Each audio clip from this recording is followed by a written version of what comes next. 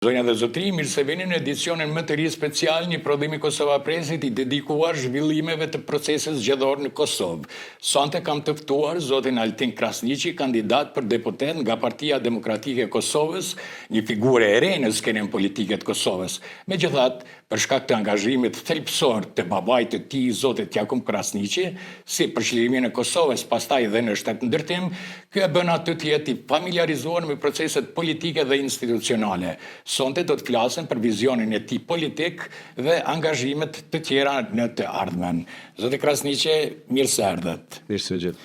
Dua fillimisht t'ju pyes për shkak se jeni i ri, ndoshta tash një vit në politikë, si po e përjetoni politikën? Fillimet e mia politike kanë qenë pak, fillim kanë qenë të lehta, por gjatë marrjes së mandatit, blokada ka krijuar vështirësi të ngritjes time politike. Kam menduar që pas krijimit të institucionit do ta kem më të lehtë shërbimin tim ndaj qytetarëve, por blokada e ka krijuar një vështirësi që të kontribuojë në përmirësimin e jetës së qytetarëve. Ishit pjesë e legjislaturës së fundit, do të thotë, e cila realisht mund të konsiderohet se ishte njëra nga legislaturat më problematike në gjithë historinë institucionale të Kosovës. Megjithatë, cila ishte ndjenja juaj në fakt sepse ishit i ulur, ishit deputet aty? Ndjenja e qenë deputet është një përgjegjësi shumë e madhe, edhe është nder kur qytetarët e Republikës Kosovës besojnë me atë pozitë, por pamundësia, po e cek edhe një herë pamundësia për të shërbyer në mënyrë më të mirë të mundshme, më ka vështirësuar komplet qasjen time në politikë.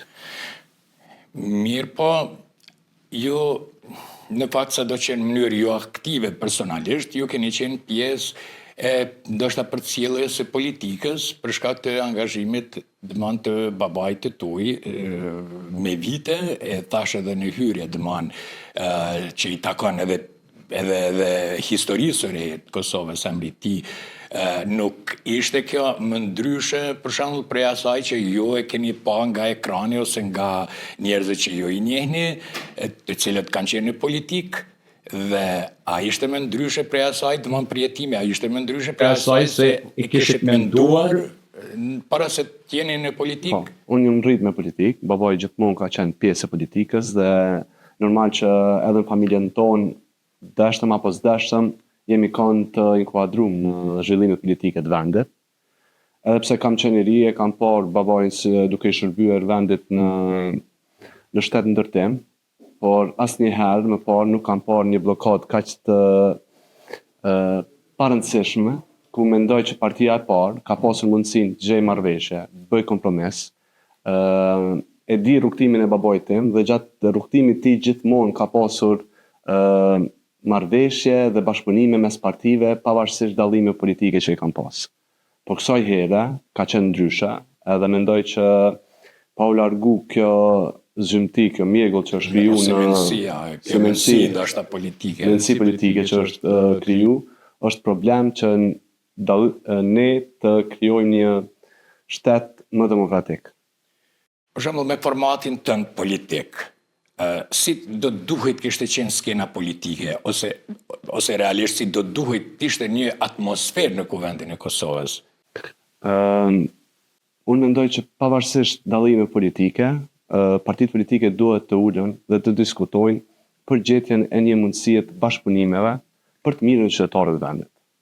Dhe jo të ketë urrëtie dhe propagandë ose përçarje që është krijuar mes polarizimit mes qytetarëve. Kjo sigurisht ka qenë ndjenje e keqe për shkak se si një i ri në politikë me motivacion ndoshta më të pritshëm, ka mund t'ju demoralizoj apo jo, për shkak se ju prap jeni sot në garë zgjedhore. Ka qenë pak e rëndë, po unë mendoj që e kemi obligim edhe si të rinj të marrim një përgjegjësi në dorë, ta ndryshojmë këtë mendësi që është kriju. Unë mendoj që sot në 2025 nuk duhet me kanë problem lufta kundër Serbisë, sot kemi probleme reale. Lufta kundër Serbisë ka përfunduar në 99-ën. Sot kemi problem me migrimin e trinjve, kemi problem me rritjen e çmimeve. edhe këto duhet më konë fokusi kryesor i një qeverie dhe i një kryeministri të duhur për vendin. Të kthehem vetëm dhe një pyetje në lidhje me le të themi aspektin e tradicional të familjes suaj e lidhur në politikë.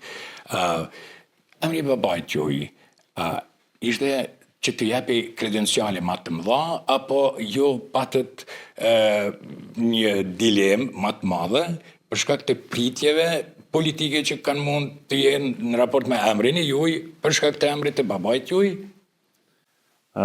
Emri babait tim e ka bërë më të lehtë futjen time në politikë, sepse është i njohur prej gjithë skenës politike, por edhe qytetarëve.